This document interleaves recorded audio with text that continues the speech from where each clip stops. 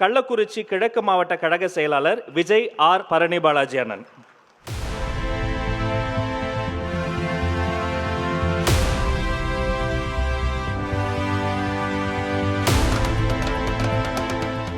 தீர்மானம் 3. தமிழகம் மற்றும் புதுச்சேரியை சேர்ந்த 35 மீனவர்கள் கைதை கண்டிக்கும் தீர்மானம். இதுவரை நம்முடைய மீனவ சகோதரர்கள் 800 பேருக்கு மேல் இலங்கை கடற்படை தாக்கி மாண்டுள்ளனர். ஆயிரக்கணக்கான படகுகள் சேதப்படுத்தப்பட்டுள்ளன, கடலில் மூழ்கடிக்கப்பட்டுள்ளன.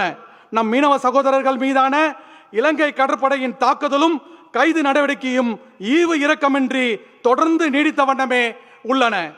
சமீபத்தில் தமிழகம் மற்றும் புதுச்சேரியை சேர்ந்த நம் மீனவ சகோதரர்கள் 35 பேரை இலங்கை கடற்படை கைது செய்தது. அத்தோடு அவர்களுக்கு சொந்தமான 3 விசைப்படகுகளையும் 1 நாட்டு படகையும் பறிமுதல் செய்தது. இலங்கை கடற்படையின் இந்த அராஜக செயலை ஒன்றிய பாஜக அரசு ஓரவஞ்சனையுடன் கண்டும் காணாமல் கண்மூடி கொண்டிருப்பது வன்மையாக கண்டிக்கத்தக்கது.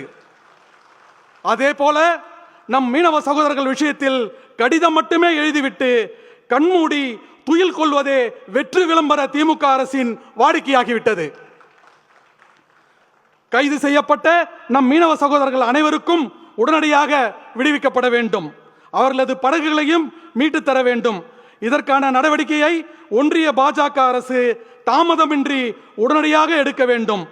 ஒன்றிய அரசுக்கு உரிய அழுத்தத்தையும் தமிழக அரசு தயங்காமல் உண்மையாக தர வேண்டும்.